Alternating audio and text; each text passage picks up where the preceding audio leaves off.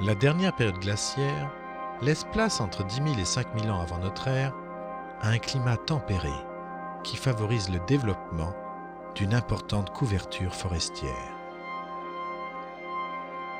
À cette période préhistorique, appelée mésolithique, le territoire luxembourgeois est fréquenté par les derniers groupes de chasseurs-cueilleurs.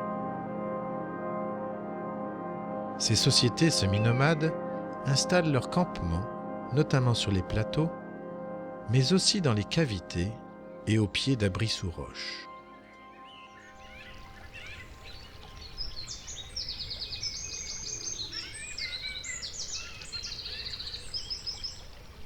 De nombreux abris sont présents dans les vallées, à la base des falaises en grès du Luxembourg, comme par exemple le long de l'Ernse Noire dans le Mullertal.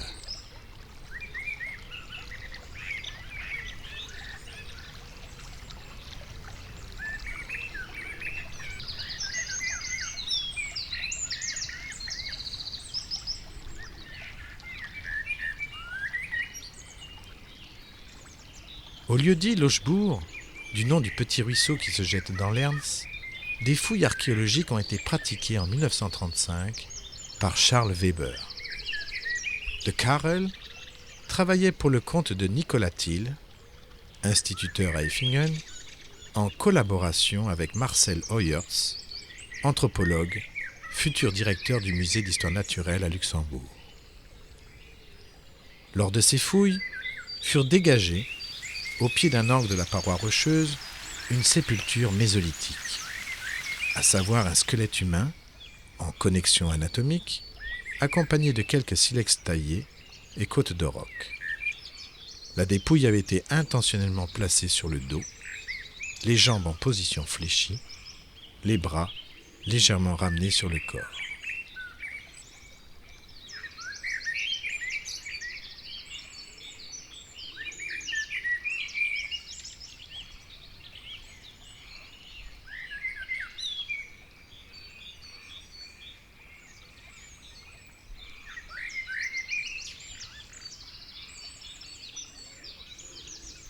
Connu à l'époque comme le plus ancien luxembourgeois, l'homme du Lochebourg a fait l'objet récemment de nouvelles analyses anthropologiques.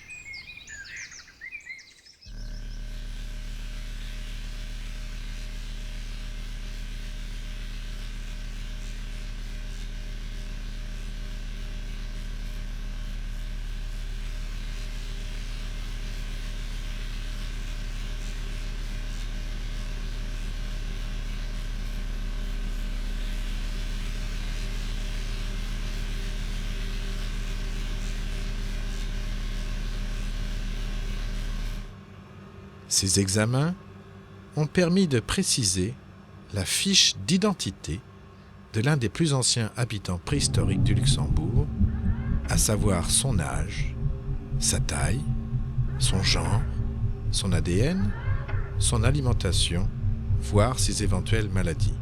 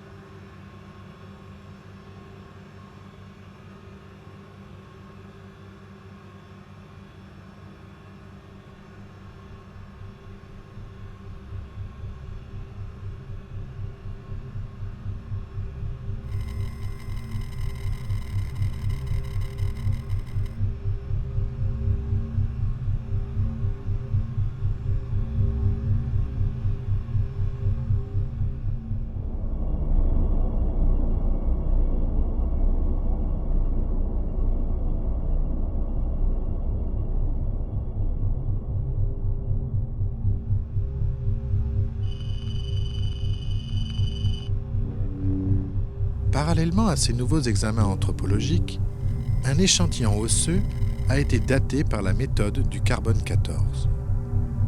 L'homme de Lochbourg aurait vécu il y a près de 6000 ans avant notre ère et serait l'un des derniers chasseurs-cueilleurs mésolithiques avant l'arrivée en Europe nord-occidentale des premiers agriculteurs-éleveurs annonçant le début du néolithique.